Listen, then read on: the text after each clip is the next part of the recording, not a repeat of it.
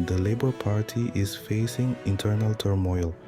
Again, 7 of its members of parliament have been suspended for voting against the party line on the two-child benefit cap. Guess they didn't get the memo? This policy, a cornerstone of conservative austerity, has become a flashpoint within Labour. Because who doesn't love a good flashpoint? The decision to suspend these MPs has exposed deep divisions within the party. Like a soap opera, but with more paperwork, it raises questions about party unity, social justice, and the leadership's tolerance for dissent and their tolerance for bad coffee.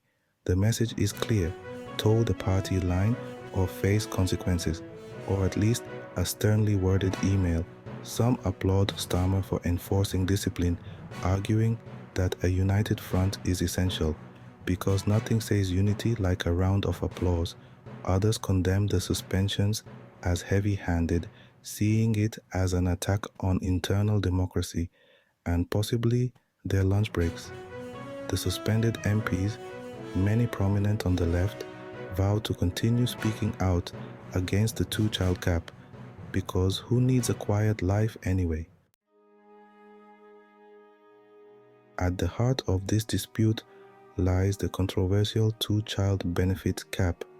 Yes, the policy that makes you think twice before having that third slice of cake.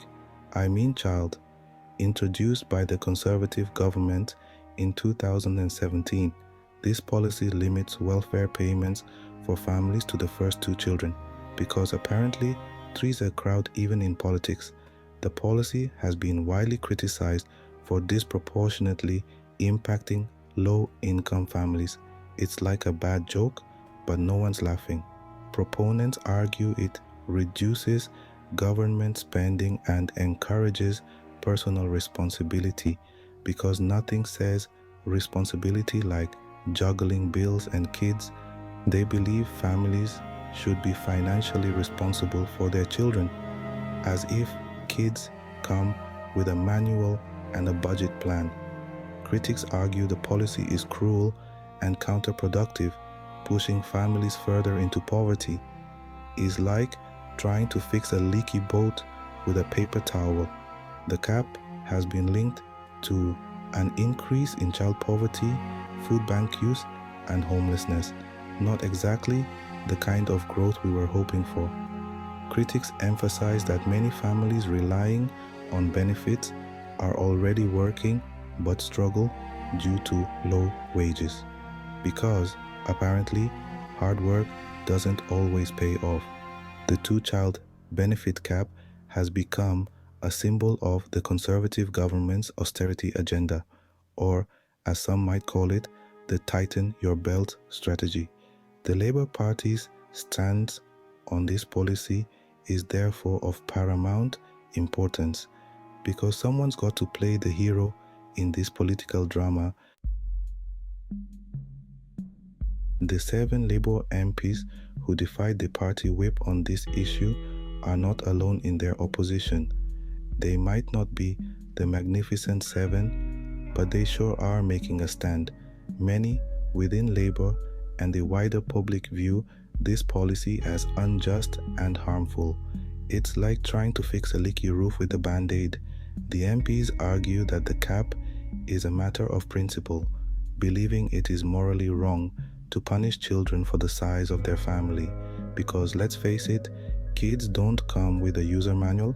They felt compelled to vote with their conscience, representing constituents struggling to make ends meet.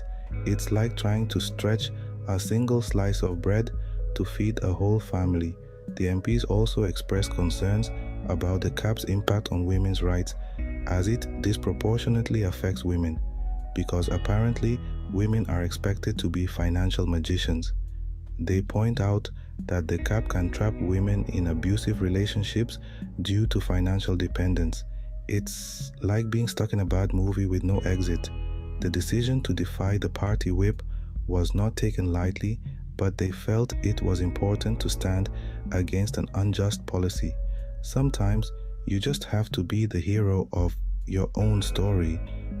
They were fully aware of the potential consequences of their actions. But hey, who said being a rebel was easy? The suspension of the 7 Labour MPs has sent shockwaves through the party. It's like someone dropped a political bombshell at a family dinner. It has exposed deep divisions within Labour and raised questions about its direction under Keir Starmer's leadership. You could say the party is having a bit of an identity crisis. Some praise Starmer for enforcing discipline, arguing that a united front is essential. After all, who doesn't love a good show of unity? Others criticize the move as heavy-handed and counterproductive, arguing it will alienate left-wing voters and activists. It's like trying to herd cats. Good luck with that. The suspensions have sparked a wider debate about the role of party discipline in a democracy, because nothing says democracy like a good old-fashioned debate. Some argue that MPs should support the party's position, while others believe MPs should vote according to their conscience. It's a classic case of to toe the line or not to toe the line. The suspensions have created a difficult situation for Starmer, who must now heal divisions within his party. It's like trying to put Humpty Dumpty back together again. He faces the challenge of maintaining the support of the wider electorate, because let's face it, keeping everyone happy is no easy task. The fallout from this incident is likely to be felt for some time, so grab your popcorn. This political drama is far from over. The suspension of the 7 MPs over the 2-child benefit cap has cast a long shadow over the Labour Party. It's like a political soap opera, but with fewer cliffhangers. It has exposed the fault lines within the party, and no, we're not talking about geological ones, and raised questions about its direction and commitment to social justice. Maybe they need a GPS. The incident highlights the challenges faced by opposition parties in holding the government to account, while maintaining party unity is like herding cats, but with more speeches. Keir Starmer will need to navigate this difficult terrain, bridging divides within his party.